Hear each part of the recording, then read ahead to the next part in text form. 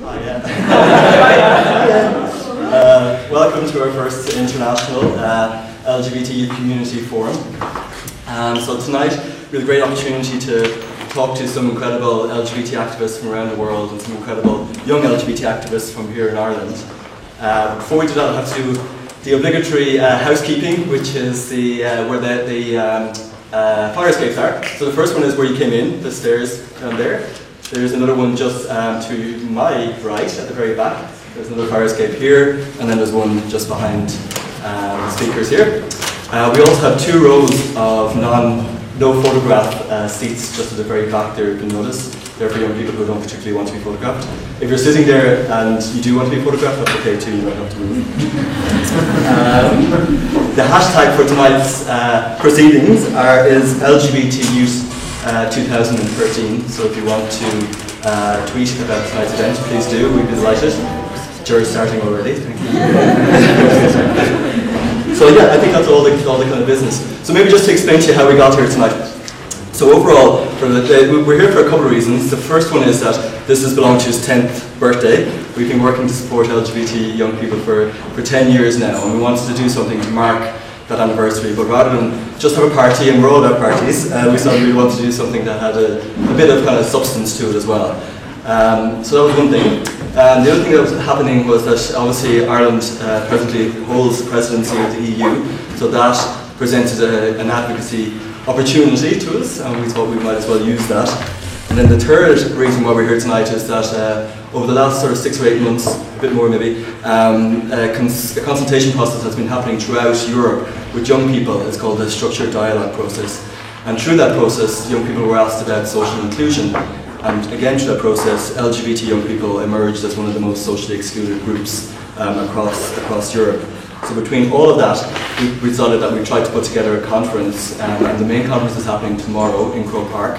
And then because we had all these amazing activists and people working for LGBT young people here with us, we decided that we'd have a community forum tonight as well. So I'll just tell you a small bit about tomorrow's event.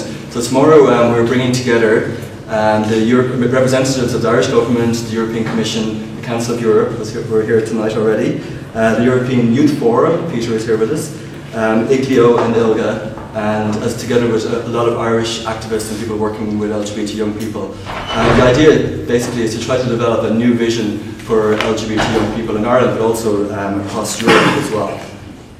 So tonight what we're going to do is we're going to talk to these lovely people who are behind us. The great thing I think about this was that when we thought about who are the people who work for LGBT young people around the world that we really admire and really respect and think are really brave, we realised that we actually kind of knew them already because over the last 10 years we've managed to do a good bit of work with them. So tonight the speakers that you're going to hear from are Kocho from Skopje, the LGBT Community Centre in Skopje in Macedonia. You're going to hear from Elijah, who is from GLSEN, the Gay Lesbian Straight Education Network in the USA. You're going to hear from Nevin, who is from Chaos GL in Turkey. You're also going to hear from Tomas, who is from the Lithuanian Lesbian and Gay League in Lithuania, obviously. And then you're also going to hear from Andy and Amy, who are both young activists from Belong To. So I'm not going to do too much more talking, but just to tell you the format.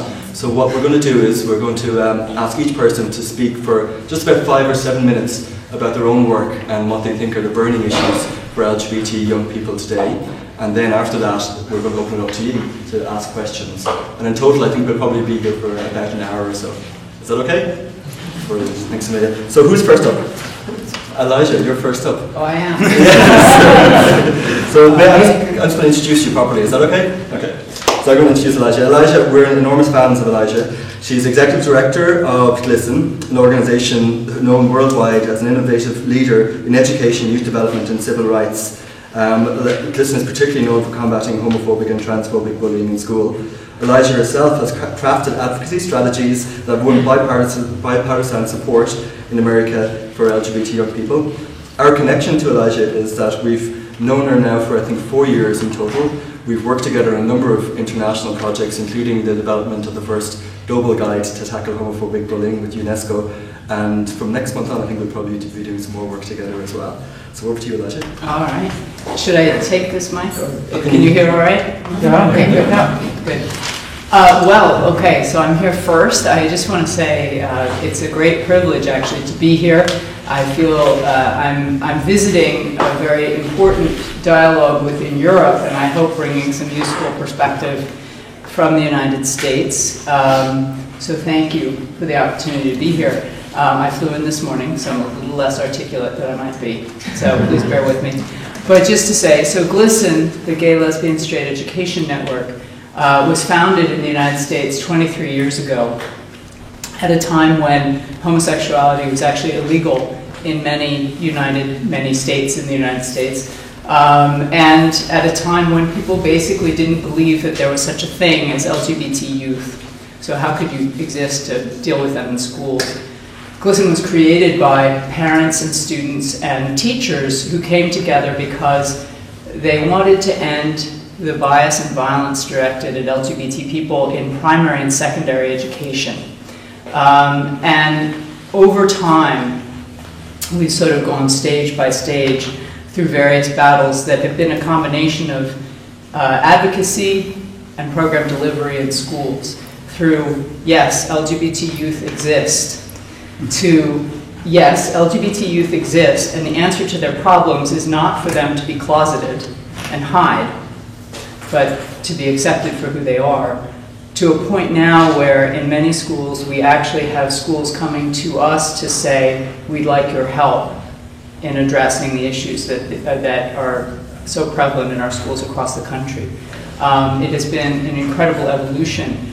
But in looking right now at the situation across the US and across Europe, it feels like a very particularly important moment to have this conversation, because progress has happened at different rates in different places. Visibility's gone up, actual legal victories have been won, but the current collapse of the global economy, I think, threatens progress that we've made everywhere. The instability and the undermining of some of these victories that's come from the instability is a difficult thing to see. In the United States, we have more than 17,000 individual school jurisdictions and more than 100,000 individual schools.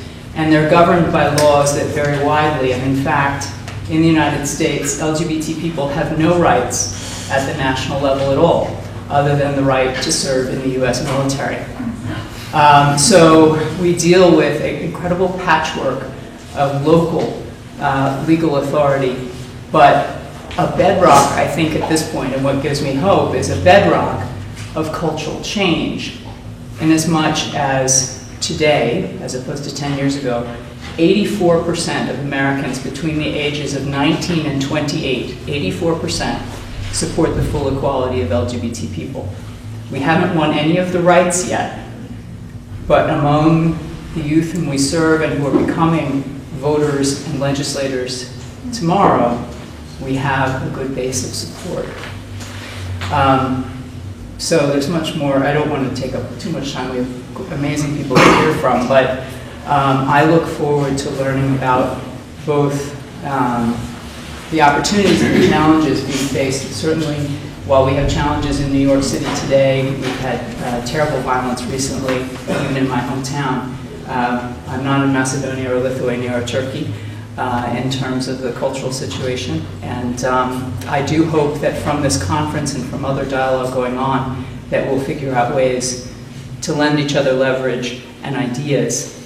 Because in the US, there are many ways that we look to Europe and think, oh my goodness, you have rights, but then we look at what's happening in your countries or in Russia right next door and understand the limits of legal equality and cultural change and how the two have to go hand in hand. So with that, many thanks to Belong To. For someone from GLSEN, this is a very familiar space. Generally, youth for us are out front. I'm not usually the one out representing the organization. We always have the media safe space, the alcohol-free zone, and staff cannot smoke in front of youth that we work with. So I feel like it's right at home. Thank you so much for the chance.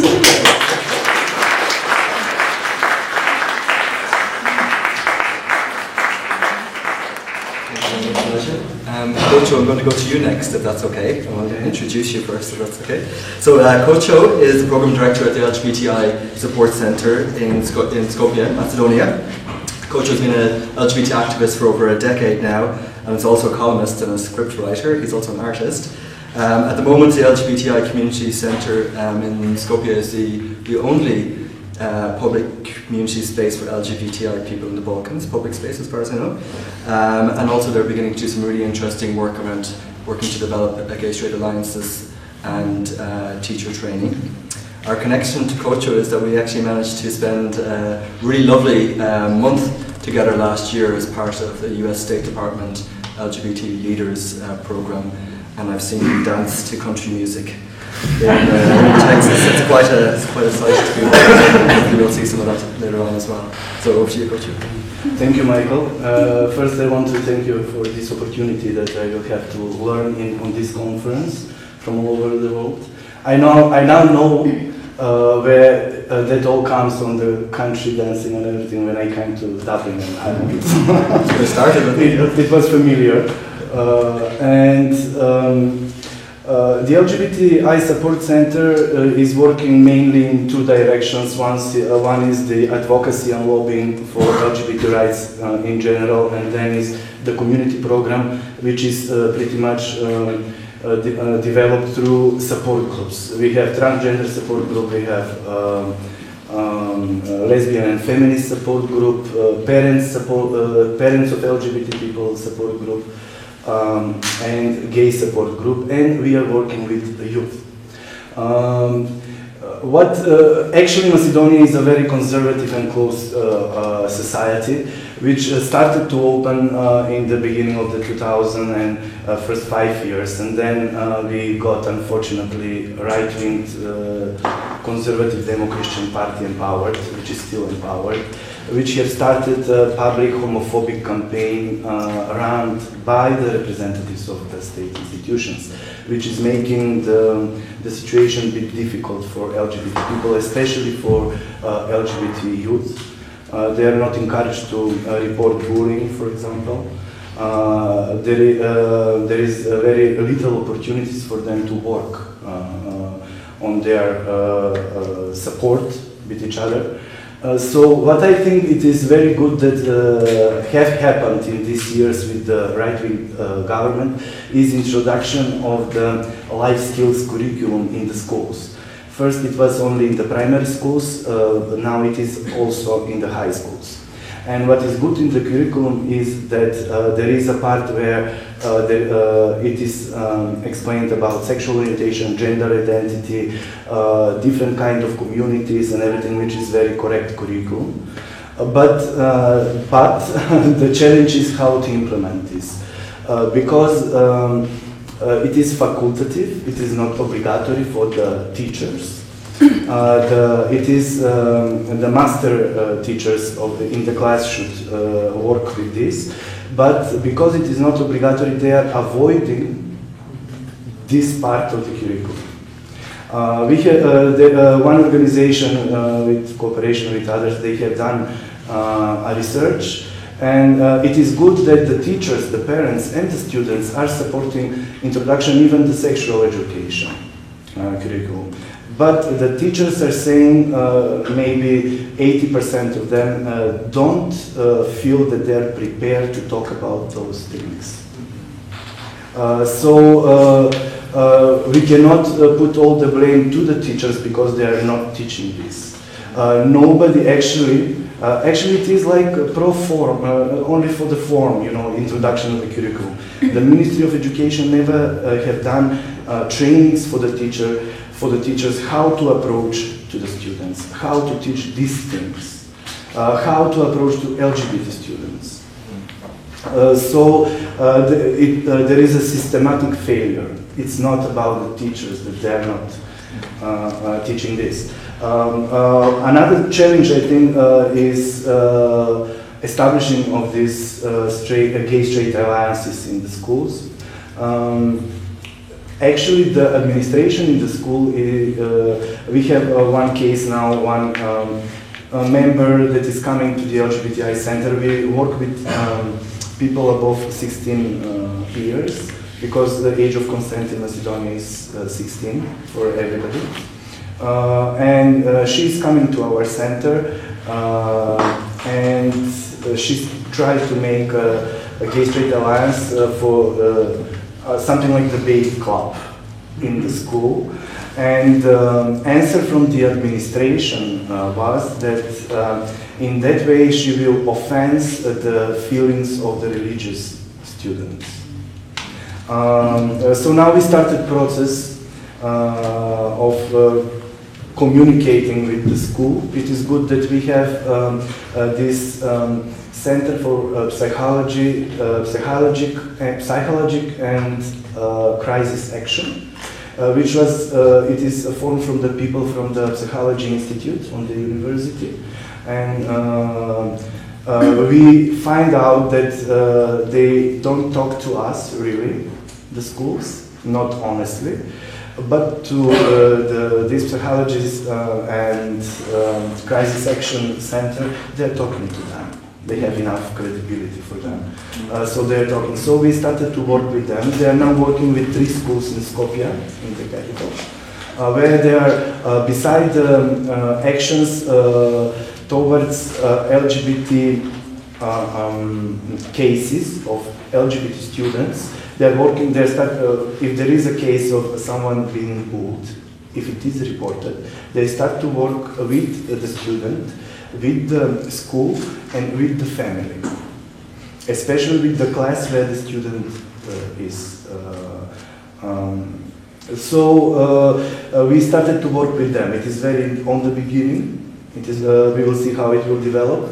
The bad thing is that we have demo-Christians in power, so the administration feels power that they can say, oh, but the Christians will be, offended by your actions and what you have to say. So the situation is not good. The LGBT people are mostly closeted. They're not open. We start to work. We are starting with this support group. We will see where it will get us. Amazing. Thank you so much.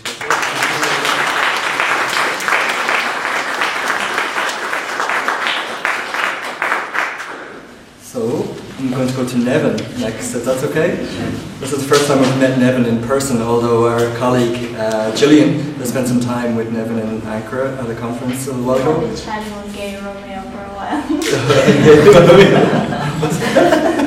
Okay. So this possibly might be a moment of oversharing.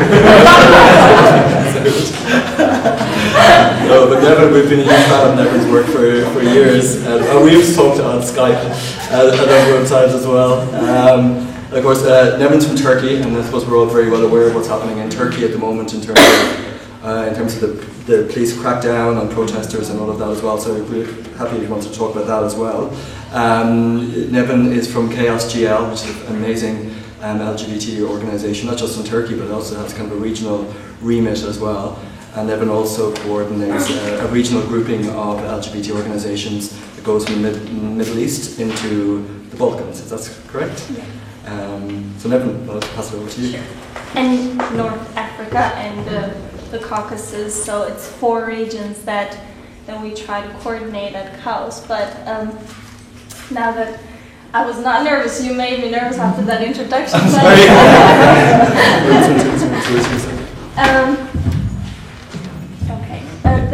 After the discussion of smoke-free, alcohol-free, I feel like I'm coming from an alcoholic movement. Not because of my organization, but the demonstrations, a big part of the demonstrations now are protesting the new regulations on alcohol, because the Prime Minister and his team has just recently brought new regulations on alcohol, and people are now, one of the main slogans of the youth on the street now is alcoholic revolution. So people are demanding their rights to drink whatever they please, eat whatever they want to eat, and listen to whatever they want to listen to, and say whatever makes them feel good about themselves. And that's basically the whole cause of the demonstrations. But I mean, I could talk so much about the the movement and what is going on the streets, but to start on what Kaos does is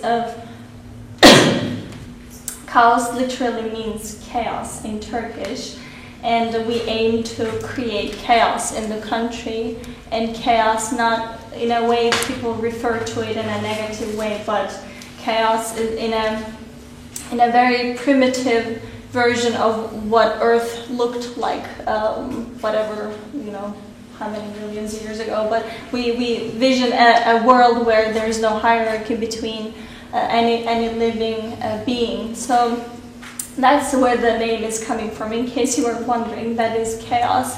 And the magazine we were printing in 1994 is the way Kaos started, and the way we meet now here is the work we do on education and youth. A lot of our work is in the frame of Idaho. Usually the work in dedication to Idaho happens in May or during the May 17 week, but our events start in September, go till May, so that is basically the when universities are open and when they close down. So we go to 18 different cities throughout the country, so that includes cities that, like, let alone an LGBT NGO, no normal civil society member would dare to go. These are extremely nationalist cities with extreme high number of support to the ruling party. So that is kind of like with a few exceptions, that is kind of like the profile of the cities we are visiting, and these are small cities, and people assume that LGBTs are living in Ankara and Istanbul. No, they're living in many more cities, and life in Istanbul on Taksim Square, it doesn't look like, it could be a small fake heaven in Istanbul, some districts, but it looks very different in different parts of the country. And what we do is to organize Idaho events, and the program is shaped based on the needs of the university club that is hosting us. So that could be about health, that could be about mainly education, that could be, I don't know, 3 years ago we were trying to get engaged with the main university in Ankara. And we said, look, this is really not as bad as you think. And we were trying to make ourselves sound a little bit more legitimate and less harmful. And we were trying to get them to do something, and we got a positive answer from Judith Butler, and she came and gave a conference at Ankara University, and then the dean was like, oh, I see a lot of people interested in this issue. And then since then we have been in touch with this dean, and finally for the first ever time, the word queer has entered in the whole country. The word queer has entered a school curriculum on any, now in high school, university, government, on any level. The word queer has been used, and now there's the queer studies, master's program at Ankara University. That's quite woohoo for us. So that's quite exciting. I could talk about the young people who are involved in the... Would you please? Should I? Yeah. Okay, well, again, these are the alcoholic people on the street, and I love saying that because that is one of the reasons that really pissed off people. Like, you might wonder how alcohol or the idea of a single park in Istanbul being demolished could get people so angry, and you might wonder that. And when I was watching, it's not a comparison between Turkey and Egypt and Tunisia or anything, and I don't like the word, the revolution, and I don't want to create some sort of a nostalgia about the word revolution neither. It's just the way it is. People are on the street, and you can call it an uprising, you can call it a spring, you can call it anything, but what is happening is, sorry. Take your time. What is happening is this youth group. This youth group was involved with they were advocating for free education, they were advocating for health, they were advocating for so many things, you know, they were advocating for equality in dormitories and everything. And for the first time, you know, you see the, I think I need some air here. Sorry. Maybe you go ahead with someone else. And we can come back to you for questions. Yeah, Okay, yeah. you prefer that, okay. I'm just gonna Yeah. wrap up myself a little bit. Okay, we'll move. Yeah. Okay, thanks very much, Evan.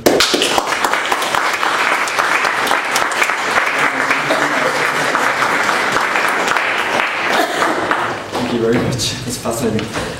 Okay, so next we're going to come to Andy Mannion. Andy's a 21-year-old trans activist and active peer educator of many groups I belong to, including our trans group and our over 18s youth group. Andy represents Belong to at various events around the world, and next week we'll be at an international conference in Oslo representing us. He's also a writer and a filmmaker and hopes to be an arts outreach worker. Is that right? Yeah. Over to Andy. Hello everyone, like Michael said, I'm Andy, and I've been with Belong to, or like a member of Belong to, for around 3 years now. And I started going when I was coming out and all that sort of stuff, and they were a massive support for me, and I just hope for all the young people coming in now that it had as much of an impact on me, or as much of an impact on them as it did on me.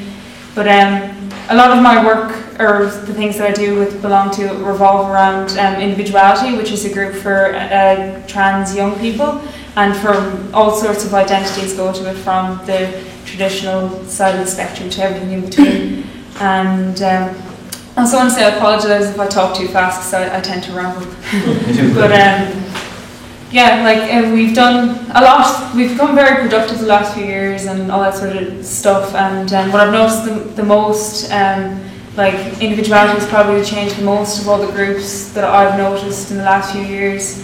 Like, I know there's still no gender recognition, and there's like still like suicide and drugs and alcohol problems and all that sort of stuff. But like, there is so much hope and resilience, and that's probably the thing I've noticed the most, and that more and more people at younger ages are coming out as well. Like when I first started going to the group, for example, it was mostly people over 18 in college, working, that sort of thing. Whereas now there's like 14-year-olds, 15-year-olds, people doing exams, junior cert and stuff, which is great, and that sort of thing. And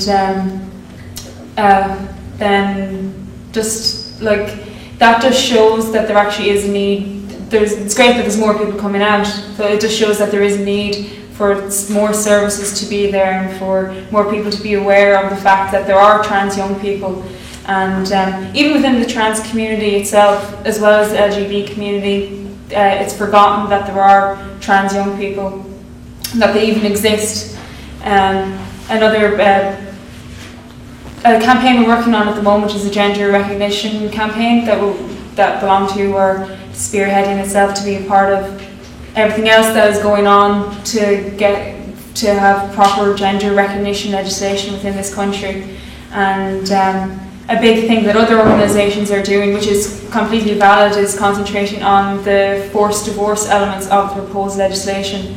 But people forget that not having gender recognition, like a way to just change your birth marker on your birth certificate, is completely like life-changing for someone who's not only under 18 but still like a young person.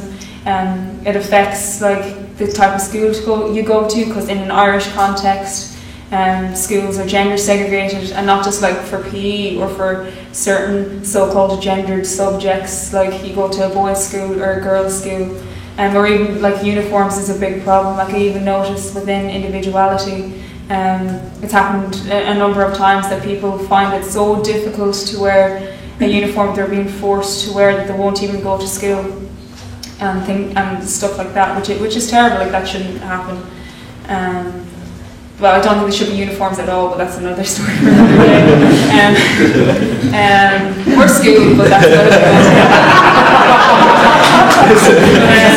If you want to go there, it's fine.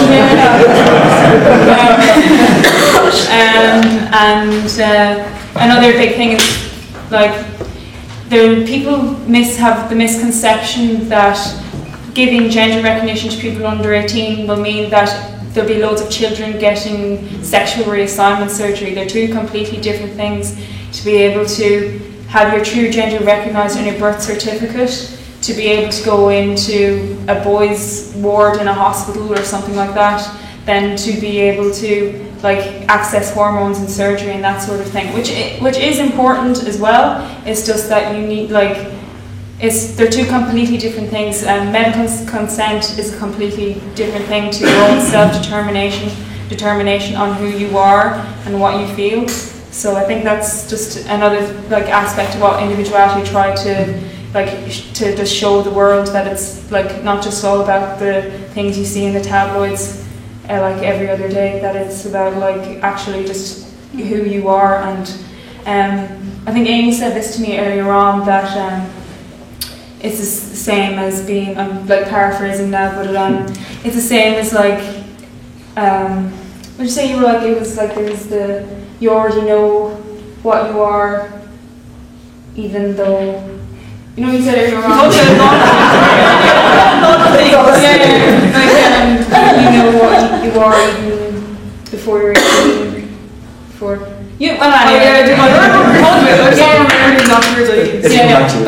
it was very eloquent, whatever it was. When it comes to your turn, you can just say, wow, that's amazing. But to finish up, I think even though like there's that whole cliche that the T is silent and mandarin is, I think we need to like work together and try and not have that T so silent, but that the LGBT work with the T, and like remember that things like homophobia and transphobia are one and the same, that it all comes down to basic gender stereotyping, that it isn't necessarily about sexuality. It could be just about that person is wearing clothes that the other person thinks they shouldn't be wearing. So like things as simple as that we just need to work together, that things like there's so many advances in the for like gay marriage and stuff, there should be no reason why it isn't happening for gender recognition legislation as well. So absolutely. That's all I want to say. Thank you.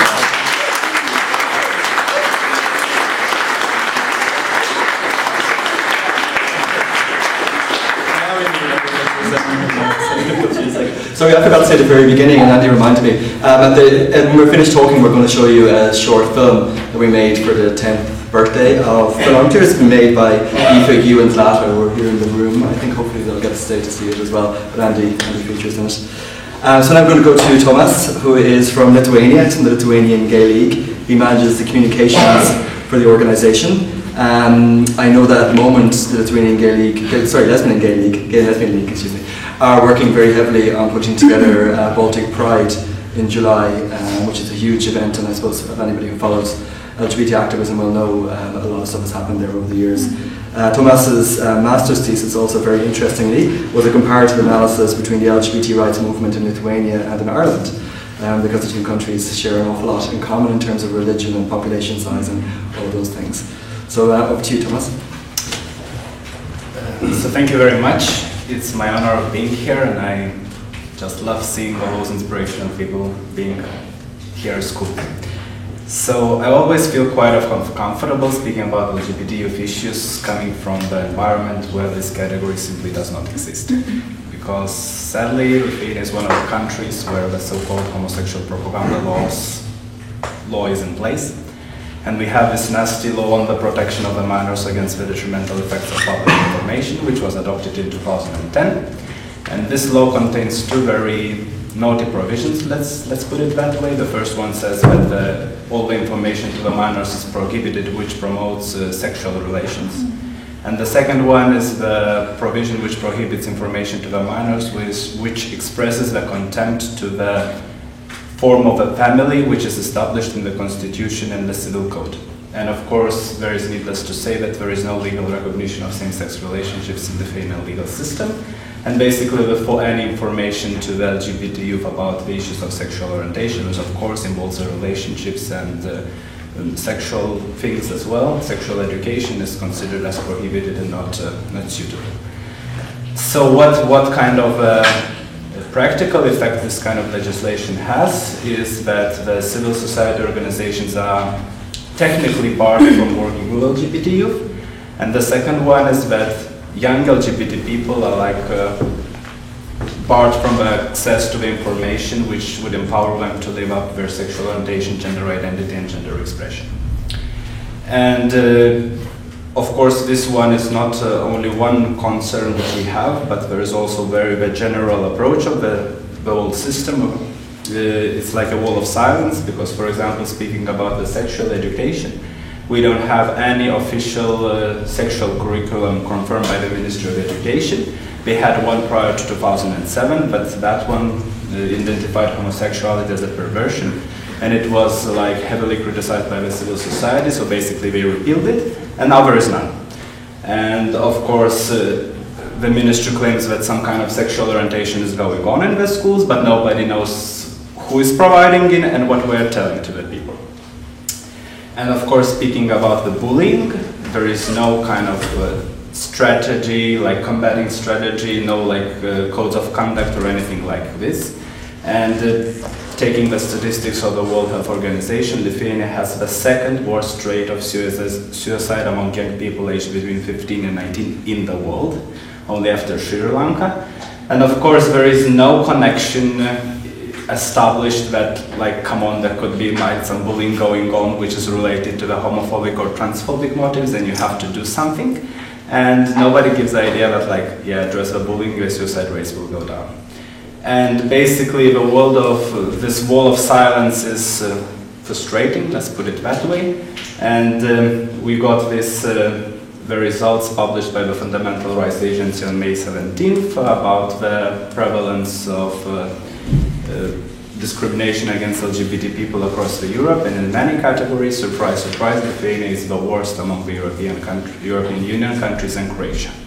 And our Prime Minister got to comment on this, and the only thing he had to say was like, yeah, we should take account of the majority preferences and not some kind of European criticism.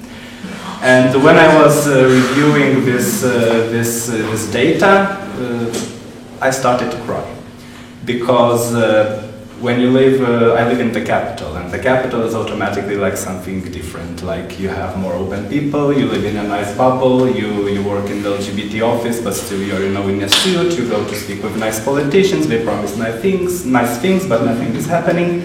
And I just thought, like, and what's happening, like, you know, in the rural areas, in the countryside, that people have no chance to speak about who they are and about how they feel.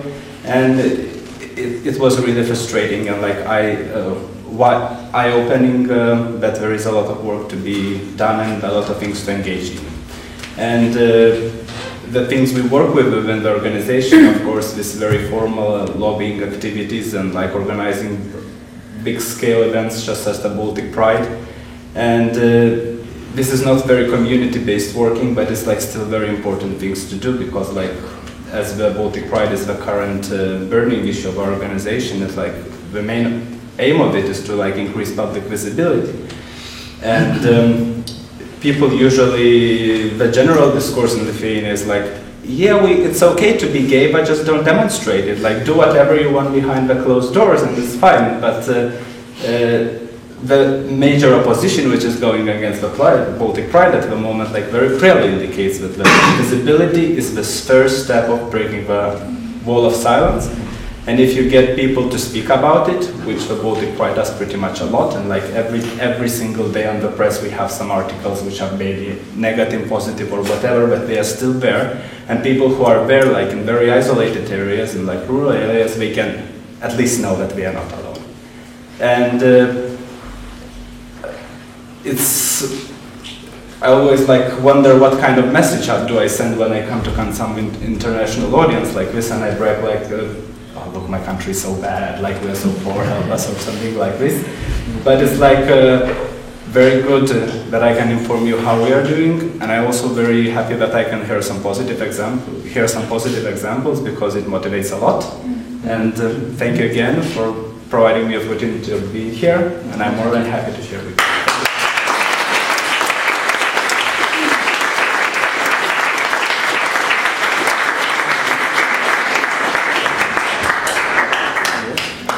Our final speakers tonight is Amy. Many people think that Amy actually is completely in charge of Belong To. They might be right. got to do what she tells us mostly. So Amy has been a peer educator belonged to for a good number of years now. I won't even list the numbers of campaigns she's been involved in. She's been very heavily involved in the sexual health and mental health campaign for young women she belonged to. She's represented the organisation in conferences all over the country and all over the world, probably at this stage as well. And it's just an all-round fantastic young activist. Up to you, Amy.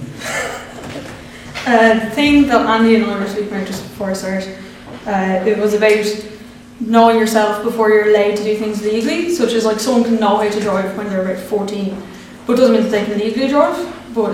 So there's a difference between knowing who you are and legally being allowed to do it.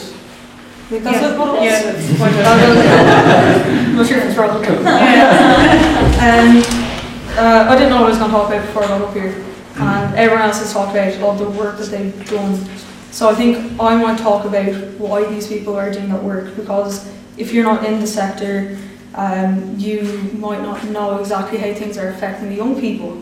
And it's important to start with saying that in Ireland, my generation is the first generation I've grown up with homosexuality being decriminalised. So it's 93. Yeah. So it's very different, and in the last 10 years of belong to, changes have happened rapidly. So it's just been 20 years since decriminalisation, and already we have national programmes out in schools. People talk about schools a lot and how they're using that as a platform to engage with people, and it's always aimed at the young people. And it's also been noted that talking with society in general and the visibility, so it's kind of a two-step thing in which you're out there getting directly with young people but also trying to engage society.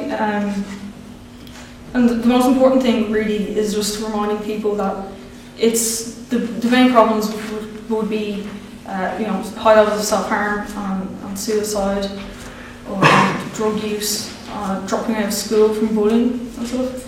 And it's important to remind people that this isn't because we're gay, it's because of how society treats us for being gay, and it's about minority stress and how it's internalising people, and the isolation people face. This is why these rates are so high, is that don't have access to the services, don't have access to the support, don't see people being out there. And all these organisations, including Belong To, are great at trying to raise a platform and advocate on behalf of young people. Personally, I dropped out of secondary school. It's not because I'm thick, I just finished my science degree. And I've seen plenty of other people who just can't finish school because they can't face that every single day, going into homophobic bullying. A big thing is, teachers, they don't know how to deal with it, they want to have the support. In Ireland, a lot of it be down to who's on the board. You want to have parents or priests and things saying we don't want to address this issue, even if the individual teacher does. Completely lost my place. I'm all over the place. You're very creative looking. It's all over the place. It's a lot of information. There is a lot of information on it. I don't want to throw to take over.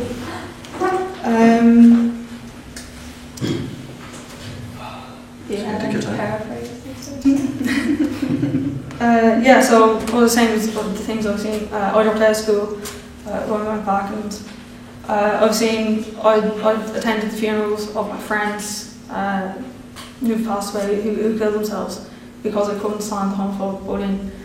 I've seen people get addicted to drugs. I've seen people overdose. I've seen a lot of, we all want to concentrate on the positive things.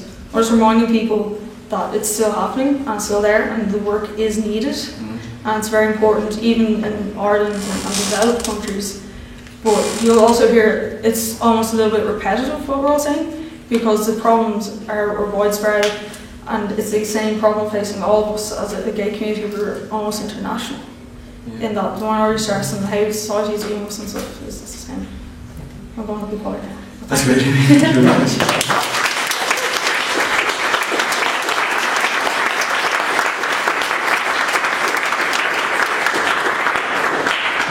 So I'm going to open it up to you in 1 second. I just have one question for you all, and anybody can answer it, or all you can answer it, I suppose.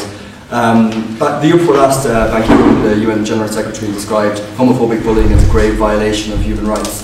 And I was wondering what you thought, like very genuine, I suppose, from your own work, at how international pressure, or how European-wide agencies or UN-wide agencies how they can actually affect any kind of change for LGBT communities in your own country. Does it, have you seen it kind of in real terms have an impact at all? So anybody at all can take that? Well, I can start at least, but for Turkey's situation, so far the EU has been one of the biggest tools. So everything that was said within EU or Council of Europe was the most important thing, but because of what is happening also, the EU every day is sending a press release against the police brutality and everything. So we thought the EU was one of the best tools. And we were using UN and all the press releases coming from there also as tools. But I think at the moment is, considering what is happening, I think Turkey is sort of putting a wall between all the international bodies and everything good that comes with all those institutions. At least for Turkey's case, that's not very inspiring or useful, unfortunately. I can continue also for Macedonia. What EU had to say was very important, and we used especially the progress reports on the country as a tool to make pressure to our government. But the situation with the name dispute with Greece and postponing the start of the negotiations for membership is actually the influence of EU is going down, because the nationalists are saying, well, EU has hypocrisy, they have double standard, why we cannot self-identify the name dispute, and why we need to have the gay rights. But still, the reports from the State Department, from the United States, the Council of Europe and United Nations still are putting pressure. Okay. So we are using that as a tool. Imagine in the US, do people listen to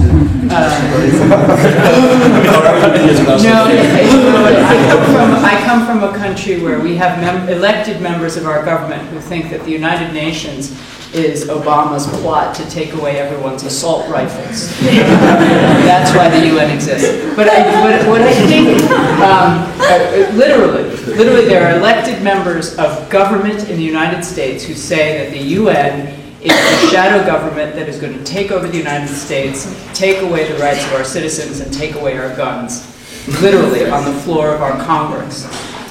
But what I think is really important, GLSEN, for 23 years, GLSEN has tried to find, in the absence of respect for international human rights standards, what are the different levers that will work. And you mentioned the importance of the psychological and psychiatric association within your country. And I think what we've tried to do over time is build the evidence base through research to demonstrate all of the different kinds of harms that you were talking about, Amy. Like the harm to individual well-being, the harm to academic achievement, the harm to a nation or a community's economy that comes from social exclusion, right? And then you figure out what's the right lever at the right time for the right context.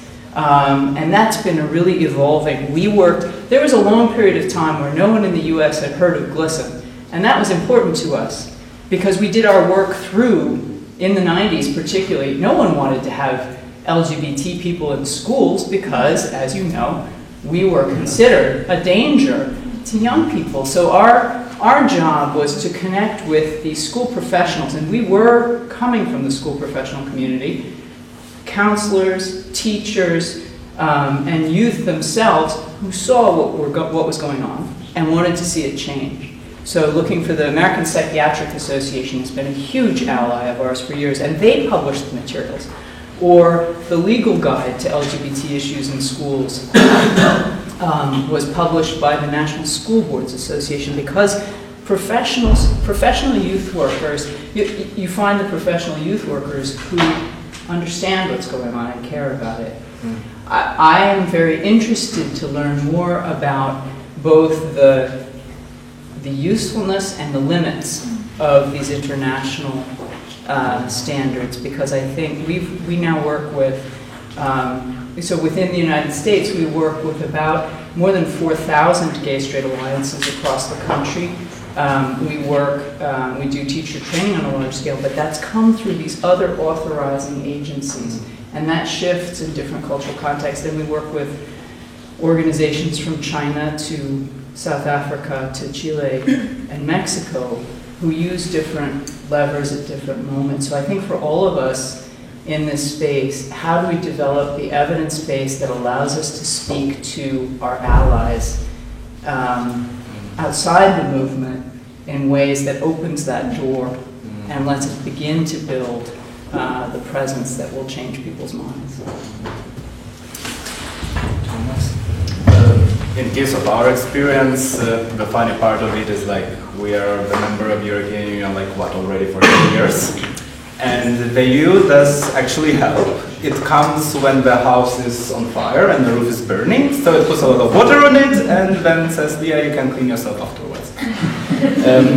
So basically, and in the course of our work within our organization, we refer to the international human rights standards a lot, and we have this magical phrase, Lithuania has to do its homework and stuff like that.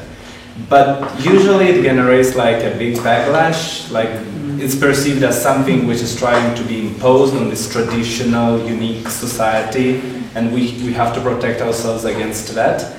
And when you argue with people using this international standard argument, they can easily refute it, but when you try to coach it some kind of, to give a human face to human rights problem is much difficult to argue with it. And moving from these, international standards to very personalized experiences, that's what we get the impression works, and it's in very important direction to work with. And just maybe one small input, I think sometimes we need to also look beyond just human rights standards as well, don't we? In terms of, and I think in Europe there is an issue around the competency the EU has around education, for instance, and there's certain pieces that maybe, as you said, when there's a crisis, an intervention is possible, but on a kind of more developmental level, LGBT rights are very often kind of isn't, I think. Amy, would you like to say something? Just that the EU has been particularly important in Ireland in that it's helped us go for gender recognition and marriage equality, and that it's important to note that back with the EU, these things would either not be gone through in Ireland or they'd be put back a lot further. Yeah. I was going to say something as pretty much as what I was going to say about the fact that I'm not as well versed with civil partnership and the marriage movement as I am the gender recognition legislation campaigns and stuff. So I am well aware that Ireland's literally being kicked, screaming, and through all these things they've been told again and again that you are against the commissions of human rights and all that sort of stuff, that they need to have gender recognition legislation. It's really hard to say. And that's pretty much what I was going to say. So. And just for anybody who's not from here, just to say that Ireland has no gender recognition legislation as it stands at the moment. We're I think we're one of the 2 EU countries or something.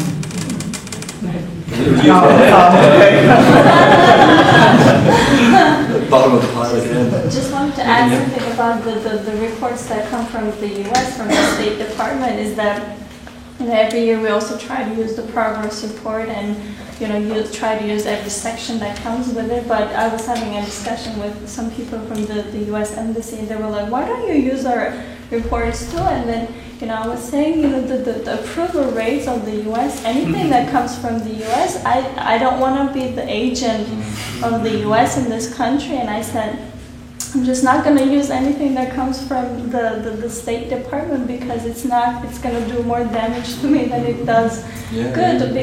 For that reason, I think the US report, we were discussing that actually in our regional network. For instance, the group in Albania, because of the relations, the EU and Albania relations, the report was doing something good to them. They were using it. But we just took a simple paragraph from the report and used it on our website, but we didn't do advocacy, go to a parliamentarian and say, look, that's what the US say about you. We never did that. So I think it's just up to the organization or the country to take, if you want to pick one word or a whole page, or never ever mention it at all. So I think you just have to be very careful which report is useful or not, unfortunately.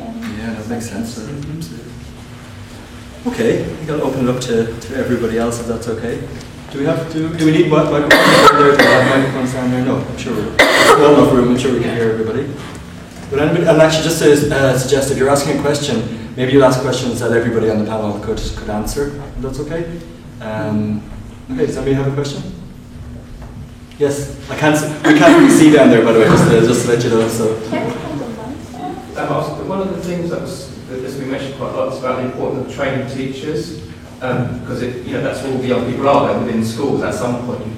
And I was just kind of wondering whether Belong to or other organisations know about training packs that are out there for teachers, if there's any resources there at all, or is it just that there's nothing? About training? Just standardised training. So, is there like a website that teachers can go to where they can get resources if they want to learn more about it, how they should react, how they shouldn't react? Yeah, and things like, is there anything out there to Belong to, do anything like that? Or? Yeah, well in our case, yeah, there's a lot of material on our website. We do a lot of teacher training. In terms of, lots of materials can be downloaded from the website for sure, and we have a pretty standardised training, but it would generally be kind of, altered to fit the particular group. The one issue though I think about kind of having trainings just readily available, sometimes it's not always the best idea either, to be honest with you. There's a certain sort of skill and nuance that goes to delivering the training as well. So I think that more often what you would find would be kind of information packs and stuff like that rather than kind of set trainings. But we do also curriculum now as well. We have curriculum for teachers to use in schools, which I think is a huge breakthrough as well. Sorry, yep. We have important point. Yes, we tend to do we do training on a scale. We're actually now part of the Centers for Disease Control Prevention's HIV prevention strategies funding outreach to schools. But we try to do the training through professional associations of the district. So someone will come to, say, the American School Counselors Association conference, and as part of that conference there's a training attached to it. In the United States, we're having our first move to centralized curriculum standards. Up until now, we've had 17,000 different curricular standards. It was by district. And so we have one that's sort of national now. And so all of the independently sort of self-guided materials we have for teachers are for self-assessment and then with lesson plans generally on family diversity, gender-based violence, and bullying prevention that are linked to what are now called the Common Core Standards. So there's sort of lesson plans available for teachers. Everything we do is available for download. All the toolkits are available for download at www.glisten.org, glsen.org. And we have ones from K through 5 and then up 6 through 12, generally co-branded with education associations in the US. Anybody else? When we work with,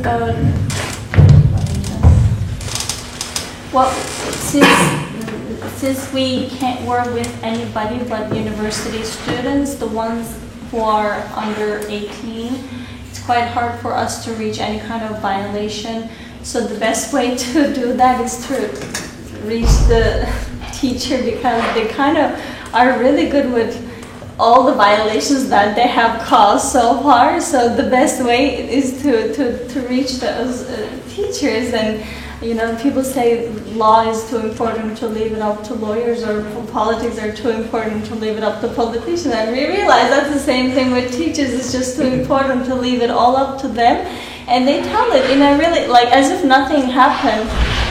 We met one teacher who was saying, I met this student who was putting nail polish, and I had to call the mother, and that's the end of the story. And we're like, did you call again? What happened to the kid? Because the kid has changed the school. You don't even know if the kid is still going to the university if you don't know anything.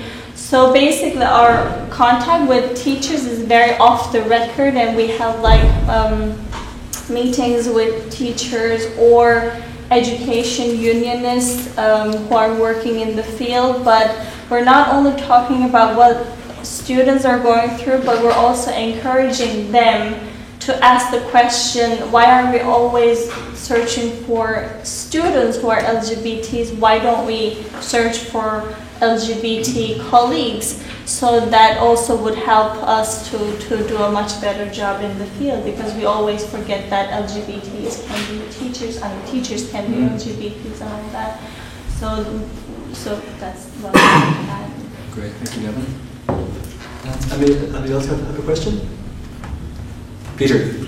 Yes, hello, good evening. Peter from the Youth Forum. I have two questions. One is on organized youth coming from a platform that presents youth organizations in Europe. I have a question, or I wonder, what, in your opinion, youth organizations themselves can and should do. How do you, if at all, mainstream LGBT among the other youth organizations that you might work with? Because that's a very important topic if you think about the Scouts in the US that have a particular stance on this, and our European colleagues are ashamed of them. And the second question is specifically on our friends from Skopje and Vilnius. Do you have safe houses for gay and lesbians in your countries? Because last year I visited Montenegro, and I was staying in one of the places of a guy that organizes this more off the book, basically, but still it's something that I think is very relevant and something that I come from Slovenia and we don't have that, and there was no need for that, or at least luckily there was no need for that. But I wonder, in your particular case, if you have the need or if there is such a thing provided. Thank you.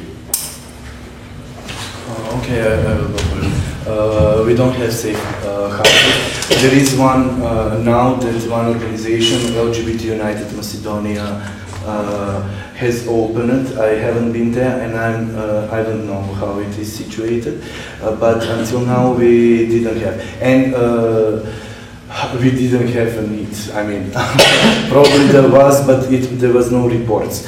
Now the past 2 or 3 years, I think that it is a consequence of the homophobic campaign of the ruling party. We have more and more cases, especially youth from the high schools, expelled from home and other problems, beaten up or something. So we will see how it will go with LGBT United, their safe house, and if there is a need for something else. Thomas?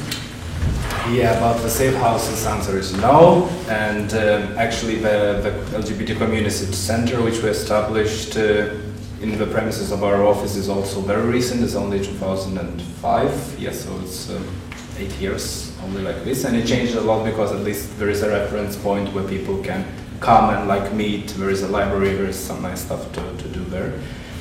And about the need for safe houses, again, we don't hear the stories. They're not there, it's silent, and I'm pretty much sure it's happening. And you know, again, the main challenge is breaking this wall of silence to hear it, and because you cannot establish the things without the articulate need of it, because you know, you have to get the resources, and you can only get the resources you have the documented instances. So it's a challenge, and of course, I'm not denying that there is a need for that, but we don't have the relevant information on this. And also referring to the first part of your question about, if I got it right, do the mainstream youth organizations are including LGBT youth organizations? So the answer is yes. We have this Lityot Student Union, and they're very supportive about it, and we are trying to, because formally LGL is not the youth organization, but we have the LGBT youth group within the organization, which is not formally formalized in the statute of organization.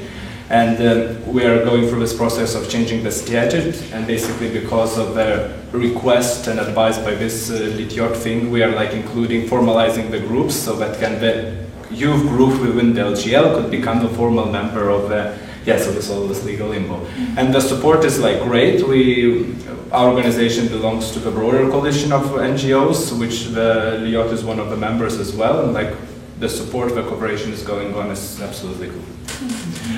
I'm sorry, I didn't answer about the cooperation with other youth organizations. We have great cooperation actually, especially with Youth Educational Forum. Yeah. And they have, we even have Straight Out, it's a radio show on their radio, they have internet radio. So every Wednesday we have Straight Out radio show which is dedicated to LGBT youth and is done by LGBT youth. So yes, we are in much networks and we cooperate a lot, and we have support from general youth organizations.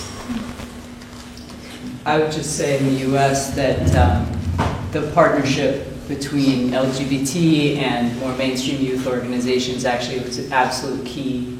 For a long time, GSAs in our country were jokingly known as SGAs, Straight Girl Alliances, because one of the biggest keys to early progress was the presence of straight, particularly young women, who took leadership in GSAs when LGBT students did not yet feel that they had the space. And then just over time, I would just say incredible leadership from LGBT youth and allied students then actually led to a next wave of the parents of young people who had taken their own lives.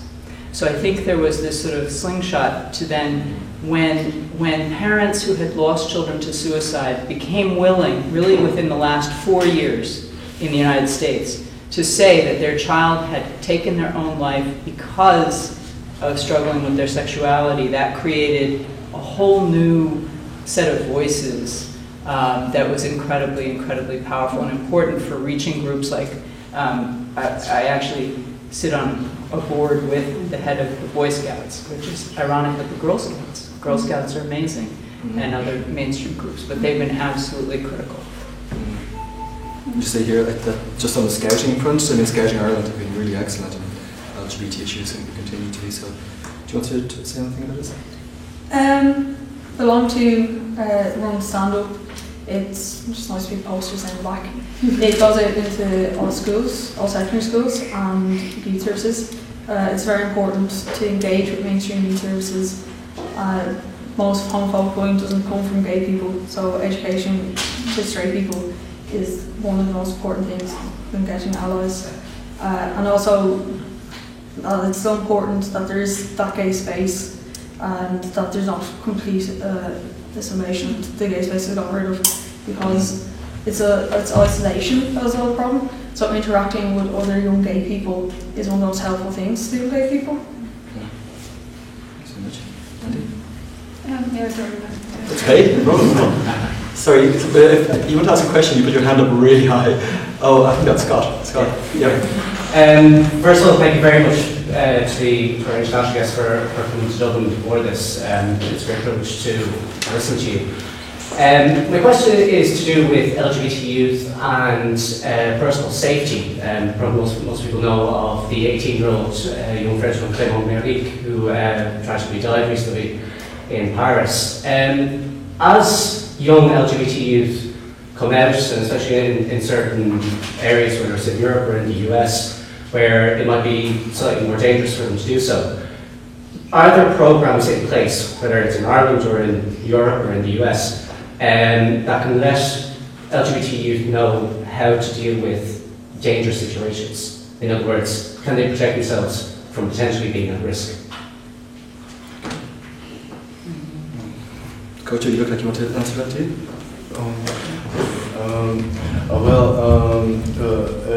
The LGBTI Support Center actually is through the groups. We are doing workshops on coming out, if there is a need. But also we are providing psychological support. We are cooperating with one Gestalt Institute in Skopje, and we have free counseling once a week. But also they can make arrangement for separate counseling out of this schedule. Otherwise, they can always contact us and come to our center. But there are no programs, I think, in the schools. I mean, that's all the problem. Actually, the most burning question for LGBT youth in Macedonia is that they have services outside of the school, but in the school it is hard for us to enter. So that's why we are doing this with the psychologists, associations, etc.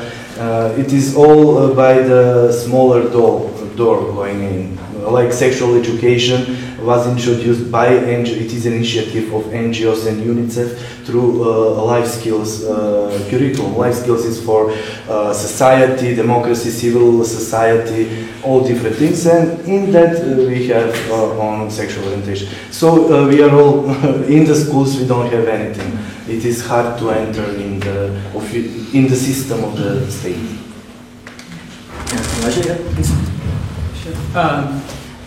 So first of all, we always, any materials that we have for youth, always say only come out when you're ready and if you feel you can safely do so.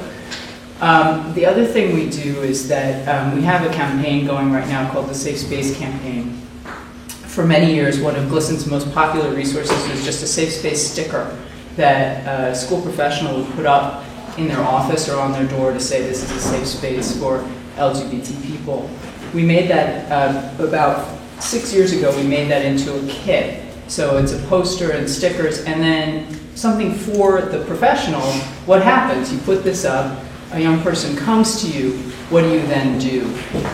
So there's resources to refer them to, steps for how to respond when someone comes out to you, when a youth comes out to you, and considerations about then thinking with them about what it means for them to be out to you or out to anyone else in the school. So this campaign is to get at least one safe space kit into every single secondary school in the entire country. So far, we've got 41,000 kits in the field. We will have sent at least one to every school by October, and we have no illusions about what happens to some of them. But we're also following, we do something called the National School Climate Survey every 2 years of LGBT youth in schools across the country. In 2011, 1 in 5 LGBT students all across the US had seen a safe space sticker in their school, and those who had seen one were 3 times more likely to have had a positive interaction with an adult in the school environment about LGBT issues. So step by step, sometimes people say don't encourage young people to come out, it just makes them a target. But over time, we've been able to demonstrate pretty clearly, you never force anyone to come out, never encourage them if they're not ready. But we do see that youth who are out in school, when you look at every other factor, how much bullying they face, being out outweighs that in terms of benefits for their sense of self, their sense of belonging at school.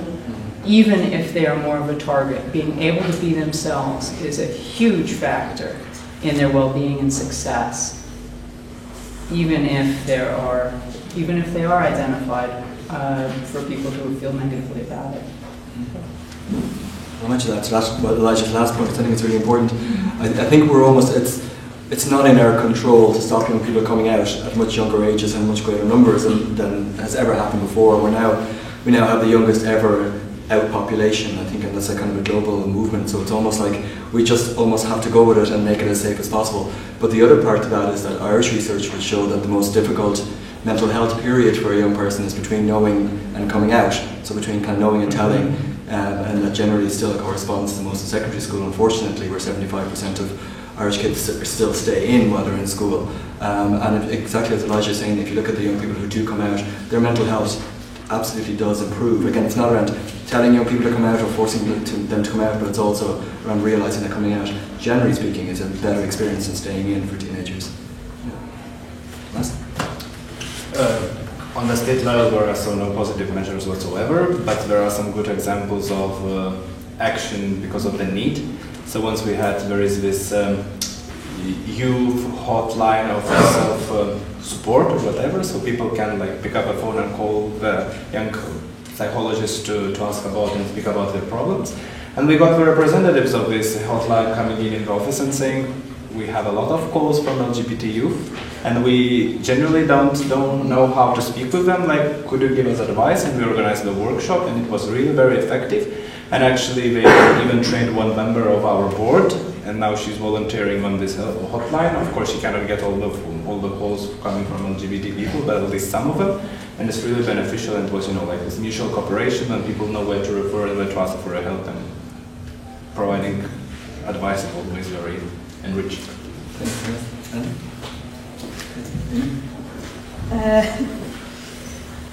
In Ireland, there's a few different services you can engage with. I belong to the Stand Up campaign, and so all of our campaigns now, we also put our posters on scale because some of the schools complained on that issue. Scott is a Gaeilgeoir for anybody who's an Irish speaker, by the way, so we have to have everything in Irish. Gay Switchboard Dublin is a funding service, and they came into voluntary recently and were saying there's nothing they could do, just as a phone support services. The Gay Men's Health Service in Ireland, they very honestly, when we asked them, said that they'd open up, they do free counselling, but they also do counselling for women, so they're not exclusive to men with their counselling. But the access to services, they're all in Dublin, with the Stand Up campaign and getting it out to the teachers and the counsellors. As far as I know in Ireland, the counsellor isn't a protected term, so there can be a lot of difference between what counsellors are supportive of or what they do or don't know, so that can get a bit complicated. That's bigger. I mean, that's a big issue, I suppose. It's like And standardised. there's no LGBT youth mental health officer in Ireland, but there is no one designated to look after that. I think the big issue around, or the big part around intervention around young people who are experiencing violence or difficulty coming out, the biggest single change has been the development of a network of LGBT youth groups around the country. I think that's been a huge change in partnership with Youth Work Ireland, for instance, and other youth organisations. So I think maybe not necessarily a professionally trained counsellor in the Irish terms, but maybe more counsellor in the American terms, which is a little kind of looser, I think, yeah. Caroline, did you have your hand? Oh no, Ivan. Yes, I actually have two questions, if I may ask it at once. First one would be, since like today we were listening your own experiences from your own organizations, and now I'm wondering all the time, is there something more that we can do together? Because in most of the cases I have the question how relevant the experience from the US is for me, or how relevant the experience from the Lithuania is for Koče in Macedonia, or whether experience from Croatia for Koče would be more experienced or not. I think that those questions are quite relevant, and I'm not against sharing our own experiences and our own views. But I'm always wondering, is there something more that we can do? Is there kind of some global action or regional action or something that would be much more beneficial to our cause? Because there are a lot of similarities that are around. We just need to detect them, and I think as far as I can see, there is a lack of structural dialogue to see what we can happen in the future. And because of that, I think that conference is a good beginning to start thinking more strategically. On the same track, last week I was in a conference about sexual orientation and sexual identity and religion, especially in the context of the decision of the US Supreme Court that will probably happen at the end of June in the same-sex cases that are happening in the US, and there was a lot of law professors from the States and from the Europe sharing experience from both jurisdictions. And I must say that before that, actually, and during that presentation, I was quite skeptical what religion does have to do with all of that issue, like why they think that there are places in this whole story, like this is the relations of the state and its citizens, and state should be the one who should plan the rights. But then, at the end of the day, I realized that is only my wish. The church and the religions will not move from the picture.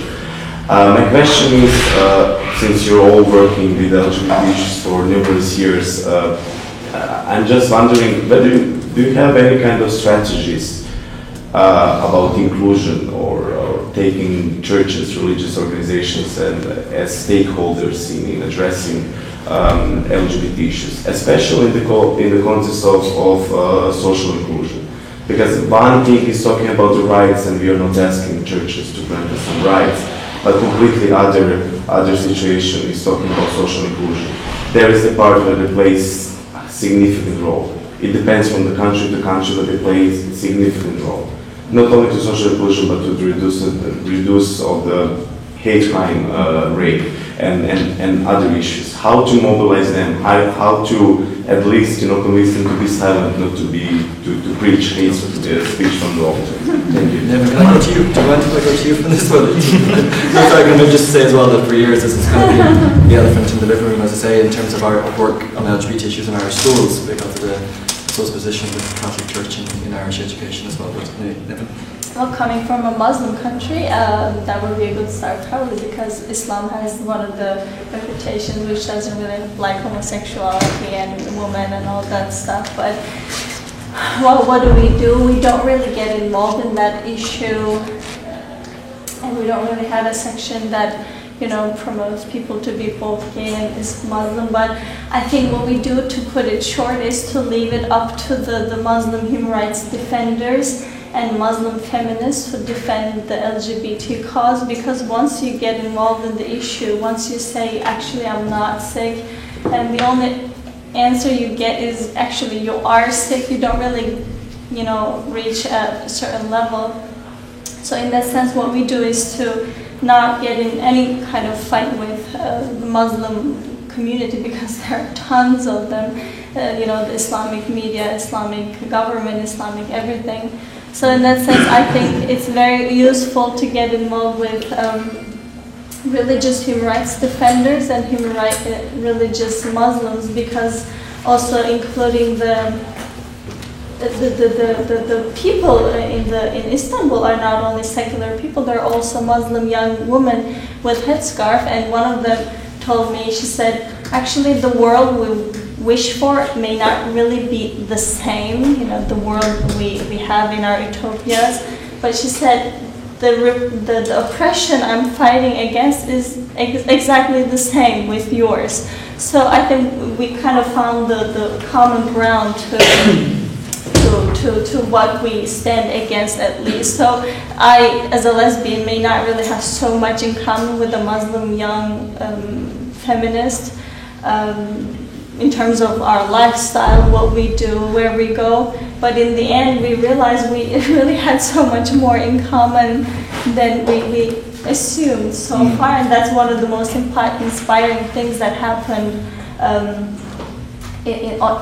the streets in Ankara. The government was saying the seculars are against the Muslims, when in fact, no, that was not the case.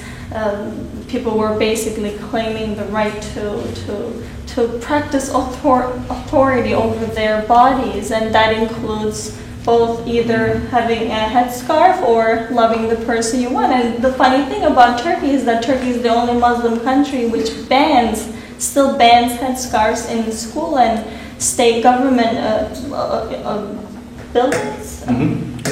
Buildings. So that is one of the irony that comes with Turkey too. So still the Islamic government is in the position, but women with headscarf, they cannot go to school, they cannot enter campus, and they cannot be nurses or teachers or anything, because the government likes keeping these young women as potential voters till this headscarf issue is solved. So that is that dilemma too.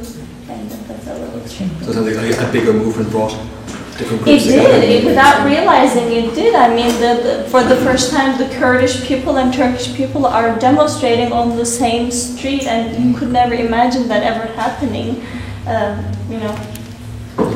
For the first time, Turks are demonstrating and not the Kurds. That's kind of the joke now. For the first time, it's not a Kurdish city that is on the street, it's a Turkish city, Istanbul, on the street.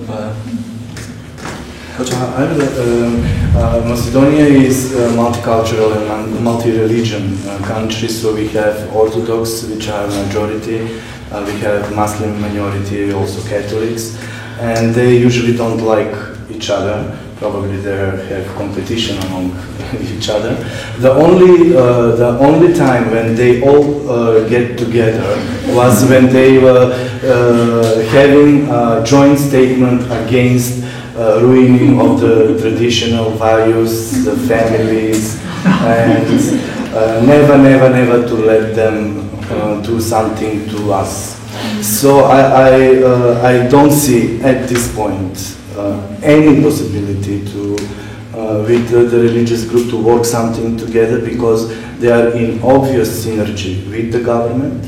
I mean, that was really a joke in Macedonia, because the Orthodox had an archiepiscop, and the Catholic had the bishop, or I don't know, and the Muslim had of the religion. They went together and gave joint statement. That never happened. They don't like each other. I mean, and that was the only time, and it was against LGBT. So That's it's also nice to be a what great happened. unifying force. That's also what happened in France too. Also, Yeah. the Muslims, Jews, and everyone marching.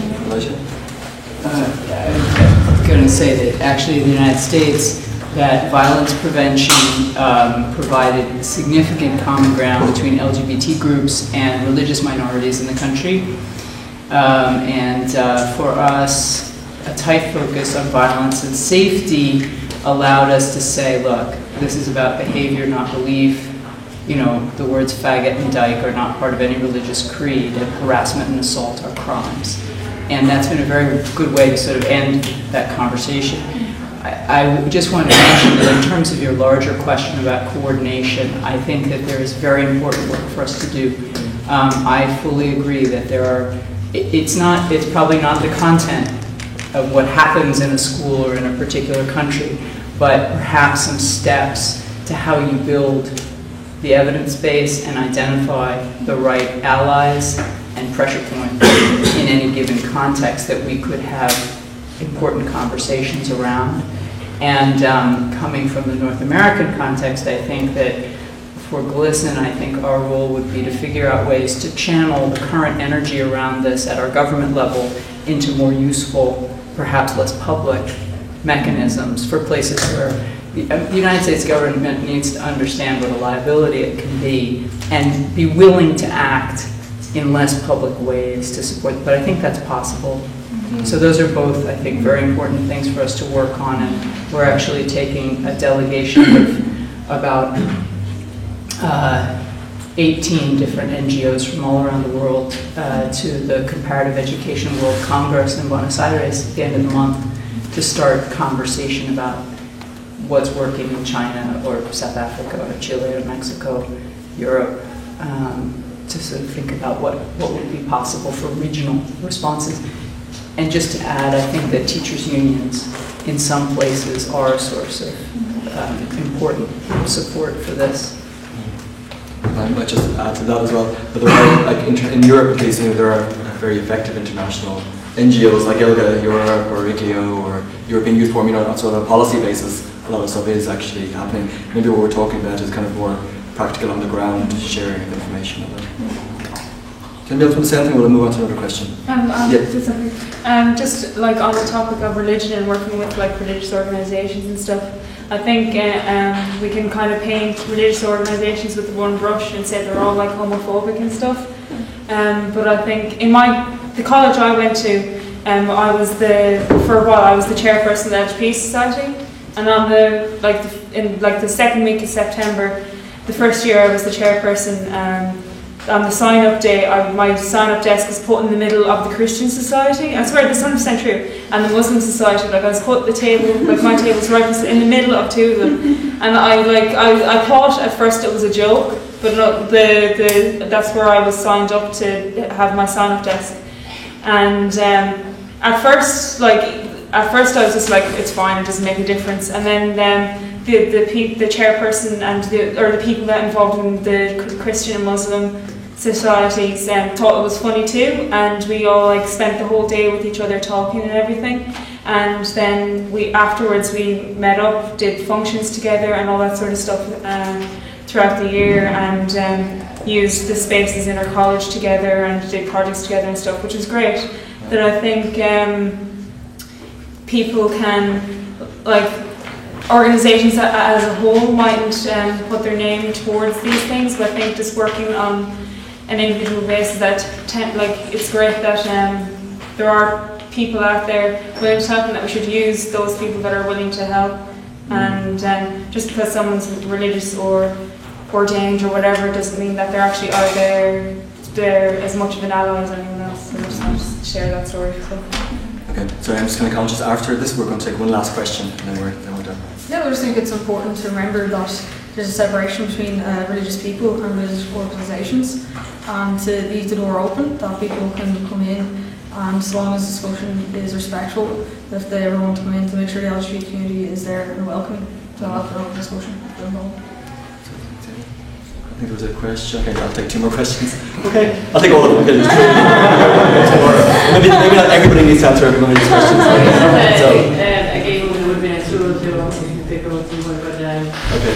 That there is that contradiction, and religion is a very powerful structure within our society here too. So it's that, right, trying to have people, like you're told, there's certain ways that you're told your way of living is wrong, and certain classes you attend, and then you have.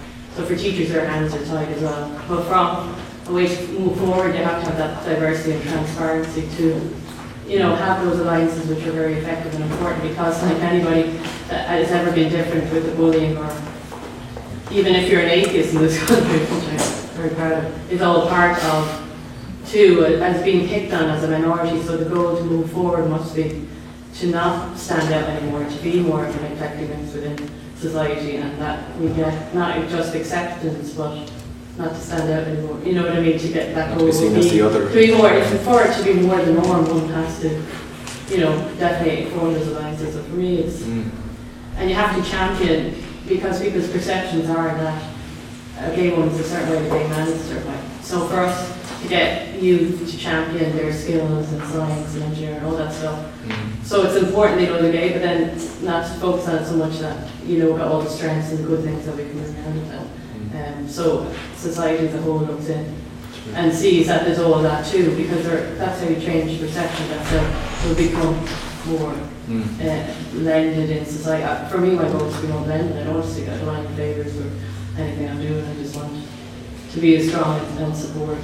But I know from a youth point of view, they might find that difficult. But definitely alliances that are built, and for us, as we said, it made a good point too with suicide. Any parent that's lost a child through that would sympathise, and that's a clever way to do it, because you have other organisations then sympathising with our needs, and it'll make us stronger, like in anything. Thanks very much. Yeah. Maybe just say as well, from our experience of working just on the religious part of the beginning of what you were saying, our experience of working with schools in Ireland for the last decade has been that some of the best and most LGBT positive schools have been religiously maintained. There really have. There's a number of schools that we could name around the country that have priests and nuns working there on the board and something that are incredibly LGBT positive, so it doesn't go, so it's not absolutely necessary to be homophobic and Christian. No, not necessarily, just the teachings are contradictory, as a gay, you can't do much with that yet. Okay. I'm sorry, there was I think a woman down there, yes? Yeah, I just wanted to... Hi Laura. Just wanted to raise, I suppose, the topic of sexual health, and just maybe I'd be interested to hear if a panel could maybe talk about any, inclusive sex education campaigns for young people that you run in your country. Amy, do you want to go first? When I was in secondary school, we were given sex talk at about maybe 16, and I remember someone asked, what is the safest way to have sex? And generally, the correct answer to that is there's no perfectly safe way, and the general talk about put on condoms and stuff. But she actually broke out the chart and done the mental cycle and told us when you're least likely to get pregnant, and that was our talk on contraception. This was only 6 years ago, maybe. So it depends on different schools. As far as I'm aware, there's absolutely nothing about gay sex, lesbian sex, the emotional part of sex, and it's very much just a scientific thing. And Laura, just to clarify, you were specifically talking about sex ed in terms of sex, as opposed to broader kind of sexual health in terms of kind of emotional stuff. Yeah, just sexual health in general. I know in Ireland, we had the recent statistics in terms of the rise in HIV and stuff. We just curious. Well, actually, the research among the teachers in Macedonia showed that they're most confident and comfort to talk about HIV prevention, STI, and sexual health. When it comes to relations, when it comes to diversity within the sexuality, they are not that comfort. But they don't have problem to talk about HIV prevention, STI prevention. You know, these topics that show the research that they don't have problem to talk about that. They think that is useful, and also it is not going into the intimacy. But when it comes to the relations and sexual orientation, gender identity, gender versus sex, then they have problem about it. I'm just going to take one last question. There's a question over here. Yes? I'm here from IGN, University of Forum. We have been talking a lot about the schools, but young people spend a lot of time also out of the school, and that's where they normally try to find the role models. And I would like to know, in the countries that we have here represented, because we have the example of the States, where now we are seeing a lot of famous people coming out, and maybe in your own countries you could find also some famous people who could support your cause and be a role model for these young people who need somebody to identify and to be more safe. And it will also play a role in the school, because other people who are in the school, other students will see that there are gay people who are important, who are famous, and maybe they will ease a little bit and reduce the bullying. So maybe if you have some famous people in your country. The use of celebrity essentially to kind of promote. Yeah, I mean, it's not about outing them, of course, but if they are out already, they can support the cause of LGBT for you. Yeah. I think we've kind of engaged in that here quite a bit in the last few years. Anybody else? In the States, you're like incredible at it. Listen, has been I use celebrity to promote. Yeah, we didn't want to take the floor before. No, I think there's just been a lot of. I think really one of the key turning points in the last few years was attention to suicide among youth, and I think for many people who are famous but hadn't yet taken the step of coming out, there was a sense of great urgency about what it would mean for them to do so, and they did it. And just I think there are a few people to whom globally we owe a debt of gratitude for them coming out. Martina Navratilova, Billie Jean King, Elton John. I mean, there are people from across the world. And who is it? Omar Sharif's nephew. Anyway, there are people who have come out in different parts of the world in a pioneering way. But in the U.S., the big pressure was starting in 2009 with a very highly publicized attention to suicide among LGBT youth in our country that finally made people realize that whatever they were afraid of was no longer worth it, and it was not okay to deny someone the hope that their coming out would represent. And people were stepped up. Anybody else? I mean, it's just not realistic, is it, in some environments to have out celebrities, is it? I mean, the celebrities who supported the unrest in Turkey, they're sort of one by one, they're losing their soap opera jobs now. Yeah. So before you come to the LGBT issue. Yeah. It's kind of ridiculous. Yeah. And I mean, sorry, this is the thing in the United States context that I feel uncomfortable about is that there was a lot of work done on the sort of pure capitalism side about the lesbian and gay consumers as your most loyal customers for businesses, and really literally building this sense within the business community that they wanted to appeal to gay people. That means that someone who comes out who is a spokesperson for some brand is not going to lose their job anymore. So there's an ounce, this is sort of this realism of, there's a, Audre Lorde once said something about you can't dismantle the master's house using the master's tools. And I think we are in the middle of a grand experiment of trying to use all kinds of tools, some of them the master's tools in the context of capitalism in the United States. And we'll see how far it gets us when the economy collapses. I mean, I think that's what I was saying. I hope the economy has Well, now it's going to get worse, Alicia. Yeah, I mean, I don't know. I mean, I think there's been a lot of... That's a good point. Anyway, I think that's part of the equation, because they're not losing their jobs. And why is that? Because there's something in capitalism that needs our money. Yeah. I think for our own kind of use of well-known people and belong to, it's been hit and miss, to be honest with you, and I think one of the pieces that for us has been trying to find people who are genuine, who are really committed to the cause, who are genuine spokespeople, and this is just who they are, you know. I'm not sure that every celebrity is that person, you know. And I think we found one or two over the years who have been really brilliant, but it's been, you know, hasn't always been straightforward. Just want to add just one last thing. It's not about the celebrity or capitalism or anything, but I do think so much about religion, and I think, you know, we all want to advocate for equality, and sometimes that is religion, sometimes that is establishing a family, getting married, sometimes that is the army, as she was giving as an example.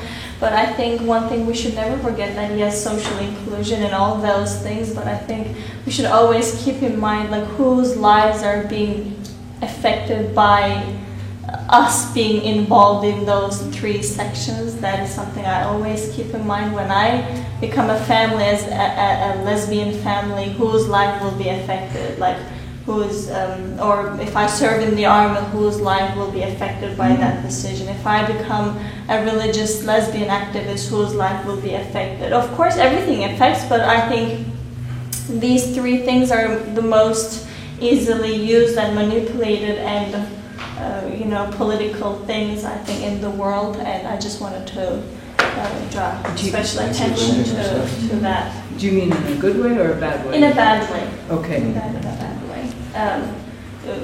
From in my personal understanding of equality, in my own utopia, there's no army service that comes with being an equal citizen. And in Turkey, there's the conscientious objection movement, but the government, they're trying to give something else, like, okay, if you don't want to go to the army, why don't you go to this hospital and do some 9 months voluntary work? But I feel like you shouldn't be still punished, or you shouldn't be, you know, people see that voluntary work as some sort of a punishment for what you don't do. In fact, that is something beautiful, you know, to do. But so we, as an organization, we're a total objector, like we don't. Yeah. And there can be a push for us to see LGBT rights as being kind of separate to other human rights. For sure, and we came in contact at the very first time, and Nevin and myself came in contact was when we were speaking about LGBT Palestinians, actually, and about pinkwashing and about the movement to see Israel as this great LGBT utopia, and I suppose in many ways it was working. I mean, people were going on holidays there, people were moving there, and all of that, without any consideration for the broader human rights context that they're living in. Exactly. I think the LGBT movement, which is not involved in all kinds of human rights sections like racism and all that, it's just not going to survive anymore. Like ILGA, when they refused going to South Africa before the apartheid ended, they said we're not going to hold a conference in this country unless things develop for ethnic groups here, and why not do the same thing for Israel's? Why not say, you know what, I'm not going to hold any conference in Israel because of what is going on with the occupation of the land and all of that. So I think we should always keep in mind that there's just so much involved in the LGBT issue, and if you're just talking about LGBT issues, it's just not going to take you far. Oh, I couldn't agree more. We've got to come to almost the biggest point at the very end, so sorry about this, because I'm really conscious of the time, some people have had to leave already, but we're going to enter and then we're going to show the Belong to You 10th birthday video. Is that okay, Kevin? Yeah. So I just want to say, but we're going to step off, but I just want to say a huge thank you and get a round of applause for Nevin.